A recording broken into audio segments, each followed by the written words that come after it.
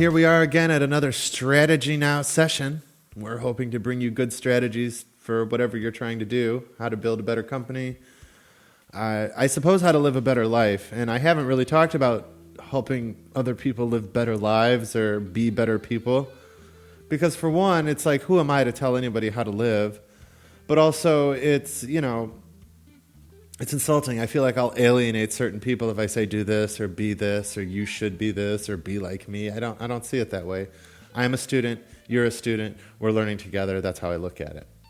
However, I have been very interested in the field of mentoring. I suppose on some level that's what this podcast and Ryan's business class and the goal of my career is to sort of be a mentor. And the reason is because I feel like the greatest way to create value in the world is to develop somebody into a business starter, especially if they can be successful, especially if they're willing to fight until success comes. You've taken somebody who otherwise would have been a low-value person and turned him into a high-value person. They're so happy for it because this is the only life that they're going to get. But society in general is so happy for it too, because if you create a business, that's putting food on the plates of numerous employees and bringing more business to suppliers. All those business-to-business transactions that make your business actually function are making a lot of other businesses function too. Imagine if we could start 100 businesses. Imagine how many suppliers and employees and families would now have a little bit more food or a little bit more clothes or better opportunities for vacation or electronic devices, because we've determined to make our own dreams happen. It's like by serving ourselves, other people get served as well. Never buy into this attitude that somehow business is predatory. And next time somebody says predatory capitalism to you, you should do violence to them. Because what they're actually saying to you is, I don't like the way life is. Because there is no capitalism versus some other system. There is no other system. There is no other system that works. When somebody says to you, communism or fascism or, monarchy or whatever, what they're really saying to you is somebody else is the boss of you. You are not free. You do what they tell you to do. They give you the rights that you have in your life. And you better hope that they're right, and actually probably they're not, because governments don't do anything really excellent. But we do know that capitalism brings out the best in our business. Businesses know how to run themselves than governments know how to run businesses. And so that is the most valuable thing that can be, is an independent person who is free to make their dreams happen because they have the knowledge and they've been gifted the motivation to do it. And an understanding of the reality of how much struggle it's going to be. If you know you're going to receive 200 no's before you hear a yes, you know it, then you just plow through it. No. Okay, I got it. That was 200. Yes, there it is. But you don't know that. You just know that maybe it'll come someday. It's a lot harder. That is why I think the mentoring process is so valuable, because it's somebody else who can say, I've been there, I know what it takes, I know what the probabilities are, I know how it feels to be in the worst sections, I know how it feels to be in the best sections, the best of times, I know how to handle the ups and downs of this industry. And, they're also going to have knowledges of other people in the industry, so they can help you network, they can help you get into better positions, they can surround you with advice and assistance. So I've been, studying on it, and like I said, I want to be a mentor, I guess. I don't feel worthy to be a mentor, really. I guess in a way nobody is, because this is, everybody's life is just infinitely valuable universe.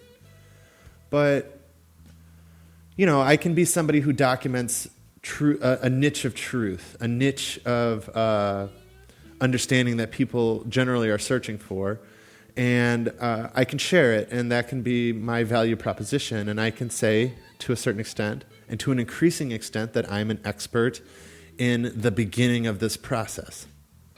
the fundamental founding stages of conceiving and configuring your goal. Because that's where the success and the failure ultimately happens. Right? Every day I see businesses that start up and they don't market process properly, so they close.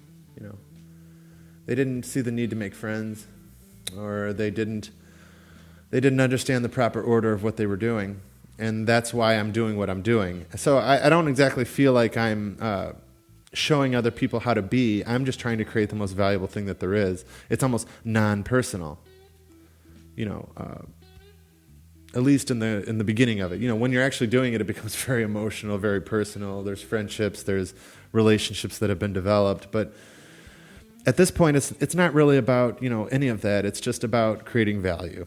And that value resonates through society at multiple points. And so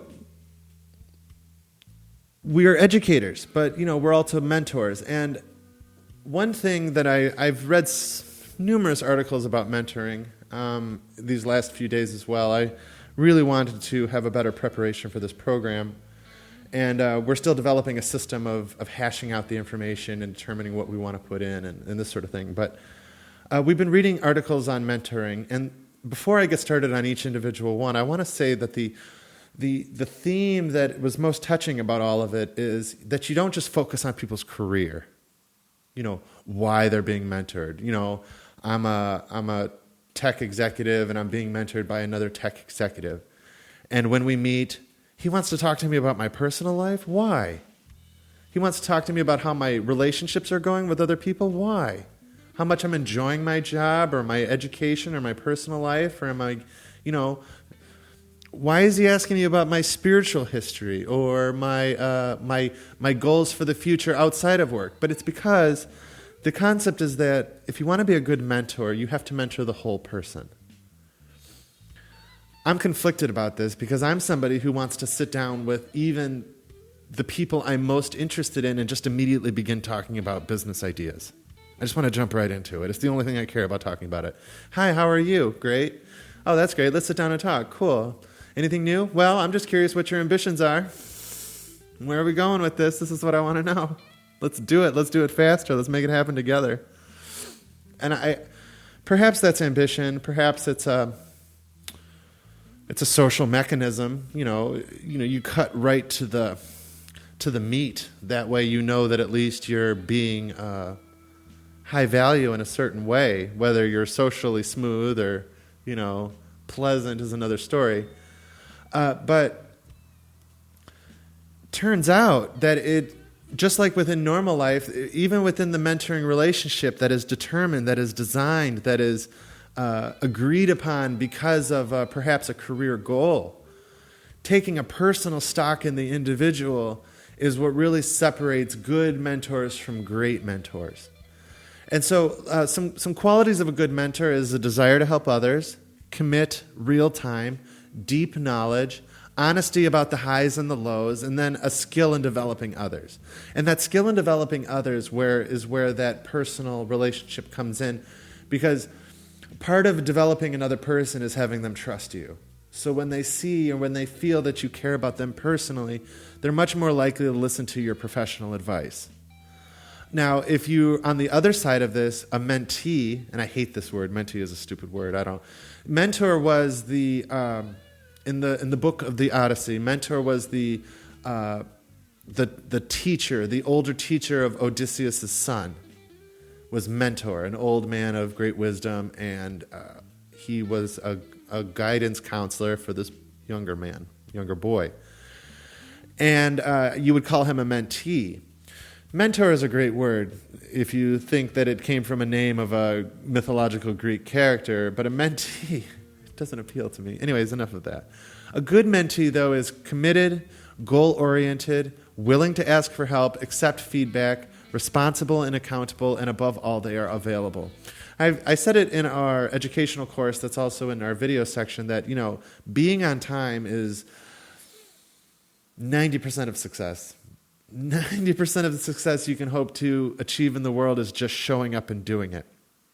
Look at this podcast, for instance. I wouldn't say we're successful yet, but I'm definitely pleased with the direction that we're going.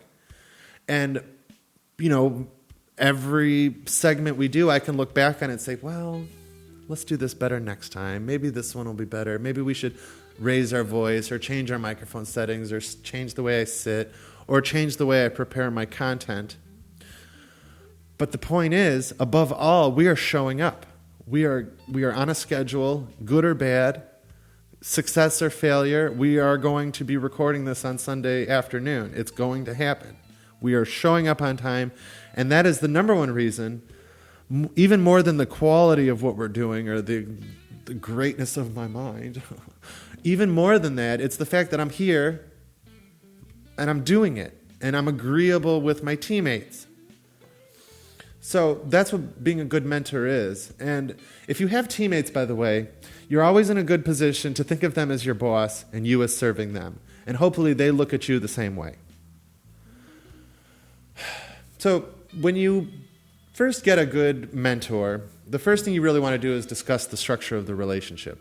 You know this person is going to be a mentor. You know you're going to be a mentee. There's a professional environment already established and a professional career agenda already established. So you can openly discuss it. You want to get to know each other in a personal way, and you want to set the agenda for the relationship. What is our goal here? Oh, well, I would like to get a promotion. All right, we're going to focus on that. And then, after some time, you want to reflect and evaluate. Maybe when you meet with your mentor or you meet with your mentee, you want to talk about how the previous week went. You don't just want to jump into problems from the future or, making plans. You want to evaluate the steps you've already taken and then make new plans for the next week. And then, you want, when you close out the relationship, maybe a semester is finished or a fiscal year is finished. And so the planned period of time for this mentoring to take place has concluded. And then, so beyond that, if you're a mentor, you want to make sure your mentee was satisfied with their experience. If you're a mentee, you want to know that your mentor approves of your development. So it's important to get that customer feedback. On both sides of it, the other person is sort of a customer of a type of service like your mentor is a customer for your development in a way, and your mentee is a customer for their development in a way. So everything really becomes about them. How well did I do in helping you get to your goals? How well did I do in taking your advice? These are the two sides of the equation. Okay, so, and anyways, I think generally having a mentor at some point is really essential to your career's growth and development if you really want to put it on the fast track. I would say almost the number one thing you hope for is that they introduce you to the right people, but just saving you from making years-long mistakes is a big deal. So I was reading an article from Entrepreneur Magazine by Shakun Patel. He's a VIP contributor. And he was also talking about what makes a mentor is good. They actively advocate for you. And, that means purposely introducing you to other people in the company, introduce you around the country club, this sort of thing. And they keep the pressure up. They're never happy with your substandard performance. They know what you can do. They've seen it. If your next week is less than, you need them to tell you this. Keep trying. You need to be better. It's not enough just to be okay. Keep it real. Be honest about what your recent performance was. It was pretty good. No, it was not so good. You really need to improve it. What are we doing here? Be honest. And you want them to actively pass on their experience. This is probably what most people expect from mentors. But then you also want them to have empathy for you. So, they need to understand that they were in your position once too, and you're not going to know everything. And, some people get angry when people make mistakes. That's not good for a mentor relationship. And beyond that, keep the relationship under control. Don't be too personal. If you're dealing with intergender relationships, you might want to think twice before you make it too personal, for instance. Because you still got to work with these people. You're still responsible for this young man or woman's development. So maybe for instance, jumping into a personal relationship, or let's say a competitive relationship where you somehow have a competitive feeling towards this person who you're supposed to be guiding through their development, this is also a bad thing. You want to put the relationship before the mentorship.